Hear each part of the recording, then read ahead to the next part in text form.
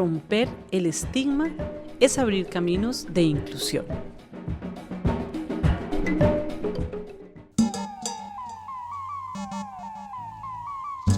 Hola y bienvenidos a Romper el estigma es abrir caminos de inclusión.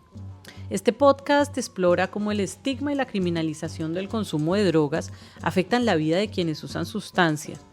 Tendremos en cuenta los desafíos de la exclusión social y la necesidad de una mirada inclusiva en las políticas de drogas. Hablaremos con expertas en reducción de daños, derechos humanos y políticas de drogas para abordar temas críticos, por ejemplo, la marginalización, el juicio social y la importancia, sobre todo, de una perspectiva interseccional. Acompáñanos en este viaje para desentrañar las estructuras de opresión y abrir caminos hacia la justicia y la inclusión. Bienvenidos a este primer episodio.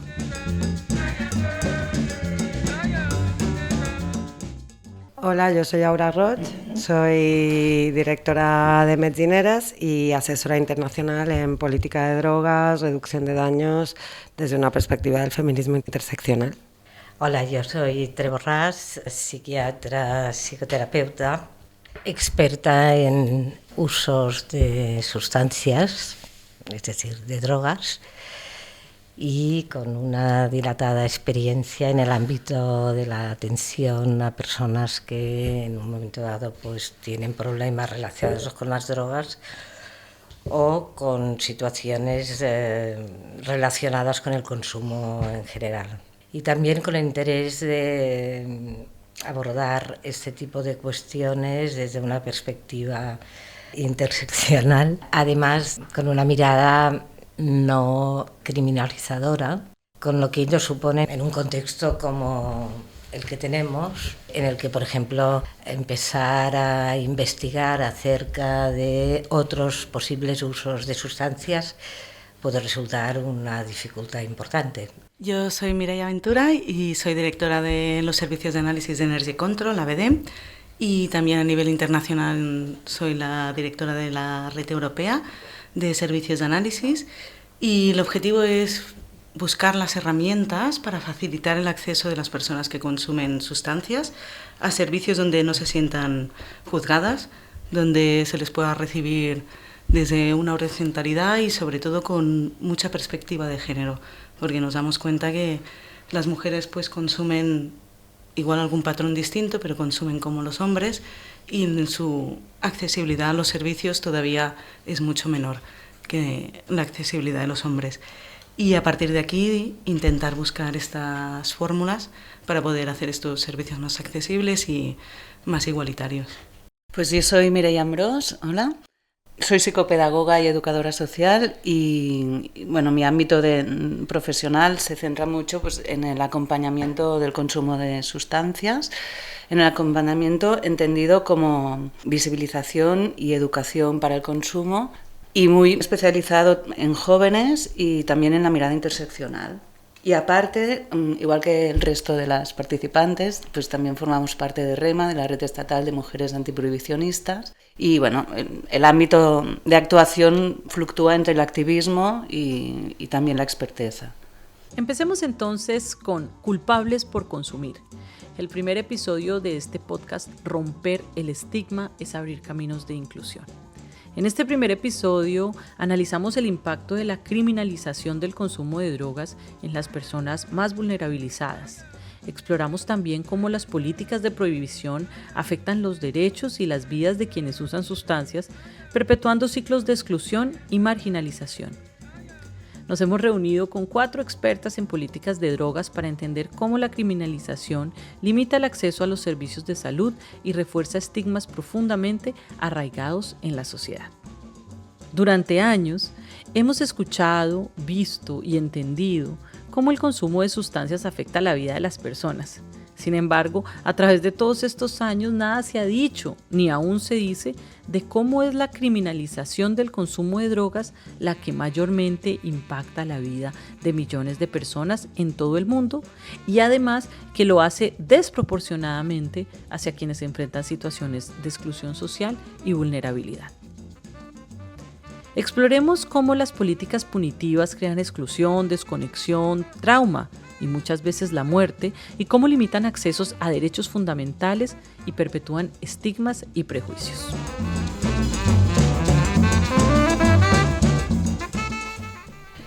Sí, yo creo que quiero decir que como mujeres que estamos aquí hablando, lo hacemos también desde una situación de mucho privilegio, entre otras cosas dejando muy claro que nos damos cuenta que el tener una información sobre las sustancias, el poderlo hacer en lugares seguros, el poderlo hacer acompañadas, en espacios de confianza, nos ha permitido poder no solo hablar de drogas, sino poder trabajar con las drogas y utilizarlas de una manera no solo no problematizada, sino también viendo qué nos pueden aportar las diferentes sustancias, ¿no? Eso también nos ayuda mucho a entender el que cuando las personas que usan drogas tienen problemas relacionados, no suele ser tanto por las sustancias, sino por las causas estructurales de exclusión y violencia que viven, ¿no? Y estamos hablando de sinhogarismo, estamos hablando de putofobia, estamos hablando de drogofobia, estamos hablando de LGTBIQ-fobia, estamos hablando de racismo, estamos hablando de sexismo, ¿no? Las mujeres que acompañamos en Metzineras, que acompañamos a más de 540, vemos que todas sobreviven a estas múltiples situaciones de violencia y vulnerabilidad, ¿no? Y la importancia de generar espacios donde se sientan tranquilas, seguras, porque gran parte de los problemas relacionados con el consumo tienen que ver con eso, ¿no? Con la falta de descanso, con una falta de alimentación, con una criminalización debido a que están en la calle todo el rato, ¿no?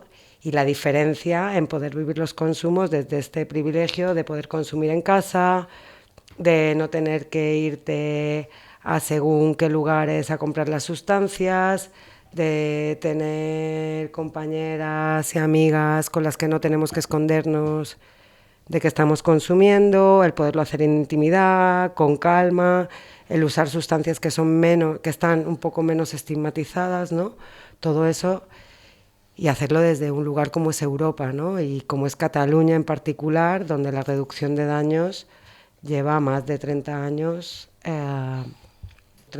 funcionando, y donde ha habido una apuesta importante, sabiendo lo que te estás metiendo, las dosis, etcétera, etcétera. Es una sustancia que está aportando, ¿no?, bienestar a personas que no lo tenían, ¿no? O está facilitando. Desde el momento en que no tienes esa información, no conoces las dosis, no conoces el impacto, etcétera, etcétera, y te llega de manera ilegal sin que lo sepas, es cuando vienen los muertos, ¿no? Aquí el problema, volvemos, ¿no?, otra vez, que ya lo sabíamos, que es una vieja lección que ya aprendimos con la ley seca en Estados Unidos, ¿no? Cuanto más problemas hay con el alcohol en Estados Unidos, es cuando se ilegaliza.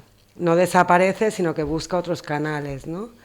Y ese, ¿no?, el realmente poner el énfasis en que este prohibicionismo alrededor de determinadas sustancias nos limita mucho también a cómo podemos utilizarlas, incluso a nivel terapéutico, ¿no? Y lo vemos con el MDMA, ¿no?, ¿no?,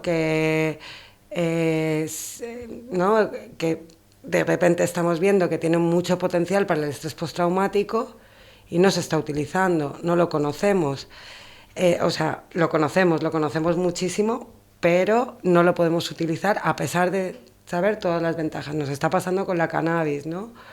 Nos está pasando como al final se está limitando en unos momentos en que la salud mental está en boca de todo el mundo, el propio conocimiento en unas sustancias que sabemos que provocan bienestar en cuanto a salud mental, ¿no? Entonces, por no entrar a cómo al final, es verdad que cómo se han definido estas sustancias ha sido también desde esas lógicas de control. La guerra contra las drogas y cómo se construye el estigma hacia las sustancias no es neutra.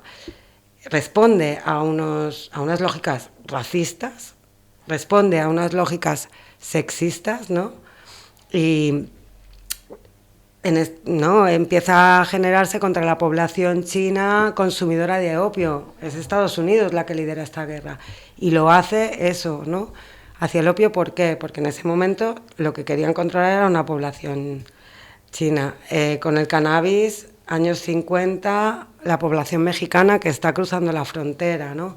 Años 60, la población hippie en Estados Unidos, ¿no? Pacifista, antirracista, ecologista, feminista. En los años 80, el crack, que lo distinguen de la cocaína, porque el crack lo está usando la población negra de la periferia, pobre, y especialmente cómo se criminaliza a las mujeres, ¿no?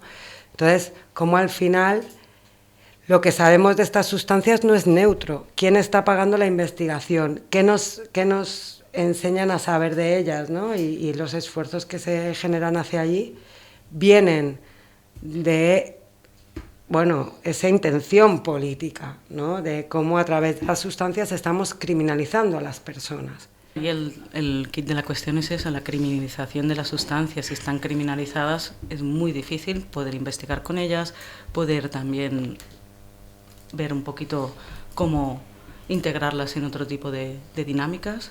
Al final la psiquiatría en los últimos 20 años no ha desarrollado fármacos que realmente puedan abordar un fenómeno que tenemos ahora, que es un incremento de mucha necesidad de cambios. Y aquí los psicodélicos, por ejemplo, han hecho un buen cambio, pero la criminalización es lo que deja todas estas prácticas otra vez estigmatizadas y en este limbo.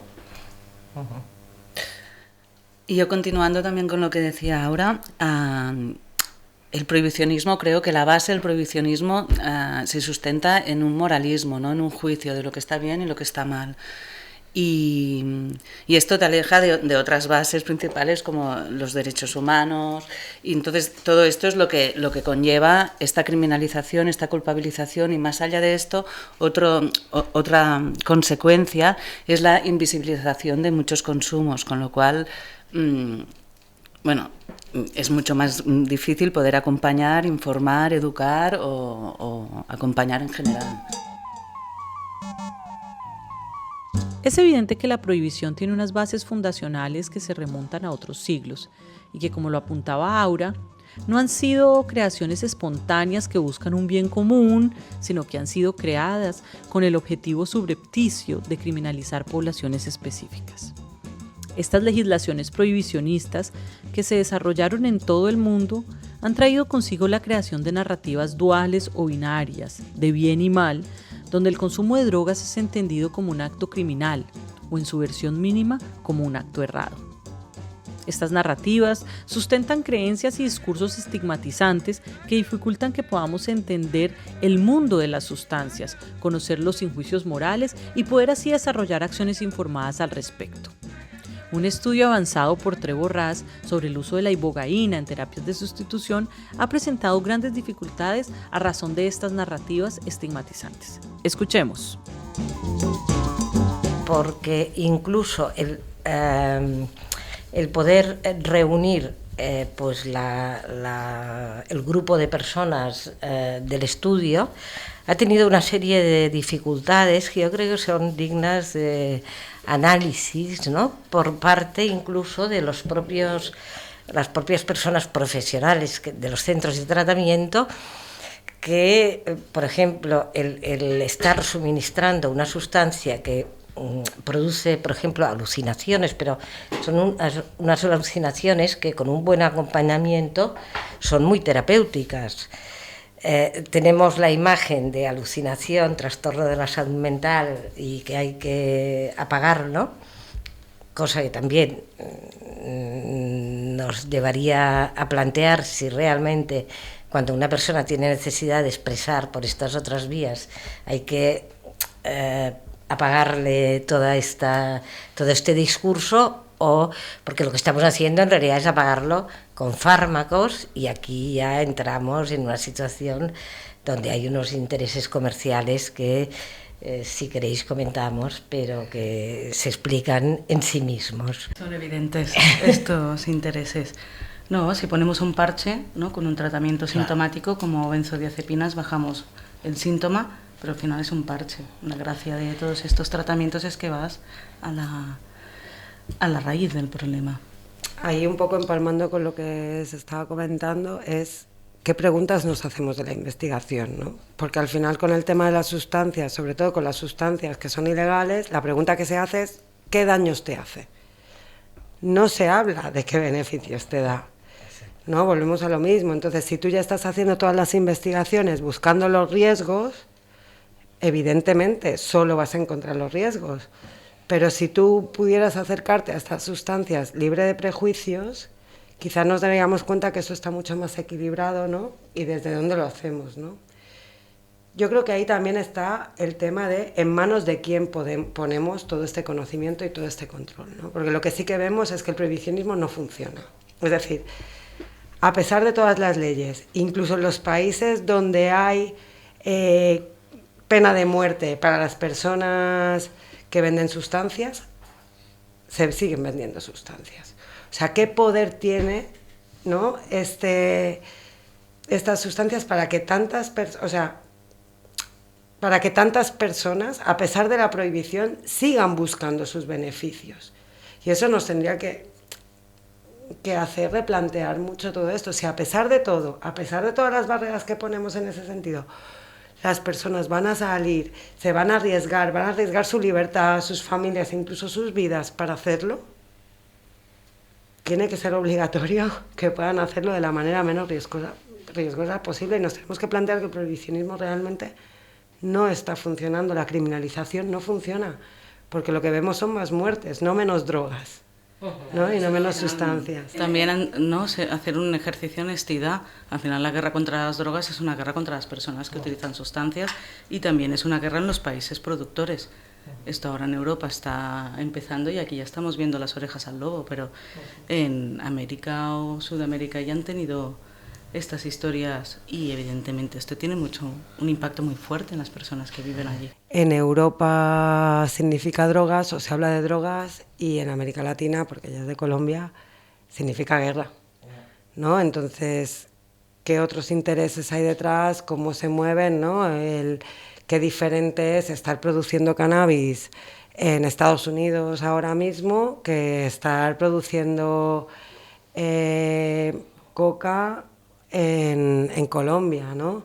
Cómo llegas a cómo eso está impactando en comunidades donde al final eso también es la forma de subsistencia de toda la comunidad, ¿no? Y que además donde se han dado unos usos tradicionales que forman parte de muchísimos otros elementos importantísimos para la estructura social de allá, ¿no? Entonces, sí, como esa criminalización cae muy diferente, ¿no?, en un lugar que en otro, es muy relevante. La famosa guerra contra las drogas es como se le conoce al conjunto de estrategias de los diferentes estados para supuestamente reducir el uso de sustancias, así como también su distribución y venta. Y decimos supuestamente porque cuando las miramos con lupa, ninguna de dichas estrategias ha logrado reducir el consumo ni la distribución. Tampoco ha evitado las muertes por sobredosis ni las epidemias de enfermedades infectocontagiosas. Sin embargo, después de haber invertido exorbitantes sumas de dinero, sí ha logrado crear cadenas internacionales de tráfico de armas. Ese dinero ha servido para armar ejércitos de mercenarios, tercerizar guerras, crear mafias megapoderosas y asesinar millones de personas racializadas, pobres, habitantes de zonas periféricas, rurales, empobrecidas. Criminalizar miles de mujeres, alejarlas de sus hijos, institucionalizar las infancias que viven en familias vulnerabilizadas, financiar la trata de personas y hasta el feminicidio, entre muchos otros horrores. Pero esto no ha sido el resultado del consumo de sustancias, sino de la prohibición y la criminalización, que juegan un papel fundamental a la hora de justificar las acciones militares, policiales e institucionales que actúan violentamente contra las poblaciones más vulnerabilizadas. Yo creo que hay muchas maneras, ¿no?, de criminalizar a las personas que usan drogas, aunque el consumo no esté criminalizado, ¿no? Nosotras vemos que, por ejemplo, muchas de las mujeres de medicineras entran en prisión derivado del impago de multas, ¿no? Pero no solo eso, ¿no? Evidentemente habrá sustancias y habrá estados alterados de conciencia que te dificulten muchísimo la conducción. Pero también vemos, ¿no?, que el mero hecho de que haya presencia de sustancias no es, no tiene por qué haberte hecho ni perder el control, ni tener menos control del vehículo, etcétera, etcétera, ¿no? ¿Cómo se acaba criminalizando? O sea, esta es una manera de criminalizar a la población en general, ¿no? Cómo al final los controles de drogas se utilizan para controlar muchísimas más cosas, ¿no? Al final las políticas de drogas sirven para justificar el control de mercancías, de personas, de fronteras, ¿no? Entonces, de alguna manera, esta instrumentalización también de la política de drogas acaba derivando en una criminalización de muchísima población consumidora de sustancias que dificulta muchísimo luego el poder pedir cualquier tipo de apoyo, el poder reconocer el consumo y además, en algunos casos, las acaba derivando a unos ciclos, ¿no?, de criminalización y pobreza mucho más fuertes. Pues una vez has entrado en prisión, la salida no es fácil. Y además hay que tener en cuenta que estos test de drogas detectan la presencia de sustancia, no que tú vayas bajo los efectos de esta sustancia. Por ejemplo, con el cannabis es muy claro, tú puedes haber fumado la noche anterior, pero por la mañana vas a dar positivo, no estás bajo los efectos. Entonces aquí ya estamos criminalizando el uso, no el efecto que puede producir en tu conducción. Y más allá de estas pruebas, de estos test, ¿no? Es esta mirada de que, claro, todo es culpa de la droga, ¿no? Y más allá de la conducción, ¿no? A un chaval que tiene un brote, todo es culpa de la droga, del consumo. Entonces, claro, muchas veces se descuida, sí, pero la frustración que llevaba o el estrés o la ansiedad que no sabía gestionar, ¿no? Entonces, para mí lo malo de esto es esto, que no nos deja mirar ampliamente, bueno, factores súper importantes, porque es muy fácil. Es un brote, uy, culpa del cannabis, ya, Sí. pero antes, qué frustración tuvo, que no sé qué. Sí, sí. Que no, perdona, que no niego que el cannabis, por ejemplo, pueda funcionar como detonante en ciertas personas, ¿eh? Pero es la mirada esta única de, bueno, como la culpa es de esto, pues ya está. No nos deja ver Sí, no nos deja ver otras realidades que, como tú, otros parámetros súper como tú dices, ¿no? Si hay presencia de cannabis ya está todo explicado. Claro. Es decir, el cannabis en un momento dado puede ser una chispa, ¿no?, que pone en marcha un motor que ya estaba disponible. Como hemos podido escuchar, además de la criminalización, penalización e institucionalización de las personas que usan drogas, la prohibición también genera una constante vulneración de derechos. Nos encontramos con que hasta los servicios sociales más básicos son negados para las personas que hacen uso de sustancia, generando círculos de exclusión y trauma. Bueno, lo que nos encontramos, ¿no?, es que las personas que usan drogas, no de manera directa, pero de manera indirecta, se ven negados todos sus derechos, ¿no? Es decir, no te doy un trabajo porque usas drogas, ¿no? No tienes acceso a una vivienda porque seguro que porque usas drogas no la vas a poder mantener, ¿no? Necesitas tema en salud mental, no te voy a hacer un diagnóstico porque estás utilizando sustancias, ¿no? Sí. Bueno, no, eso fue una gran manera, ¿no? En nuestro país, precisamente, si en alguna comunidad ha tenido un gran impacto la guerra contra las drogas, ha sido entre la población gitana, ¿no?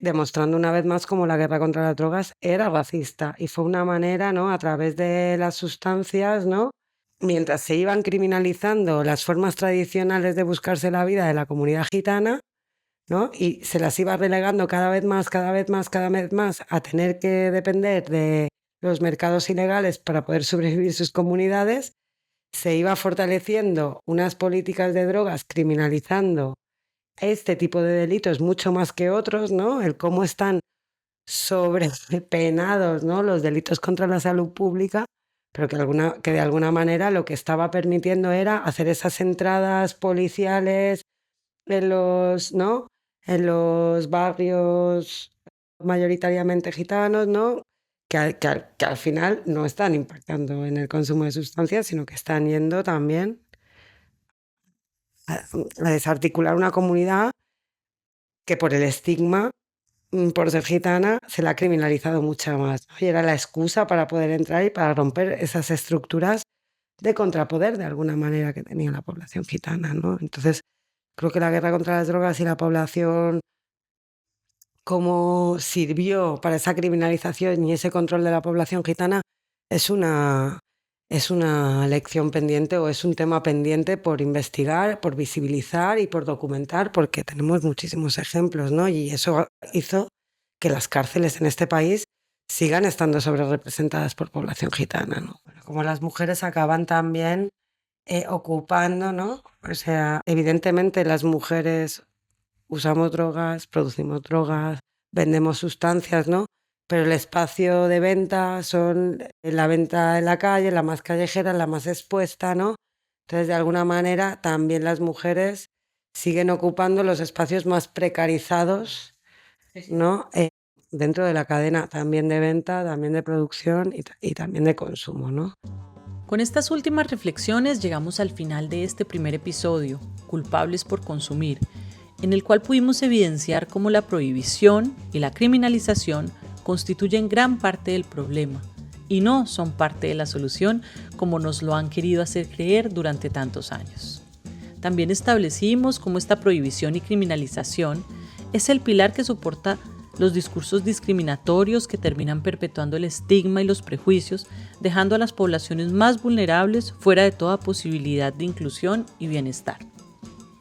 Esperamos que este primer episodio haya servido como contexto inicial para entrar ahora sí de cabeza en aquel rechazo silencioso que llamamos estigma y cómo este genera exclusión. Yo soy Silvia Ojeda y los espero en nuestro siguiente episodio aquí en este maravilloso podcast.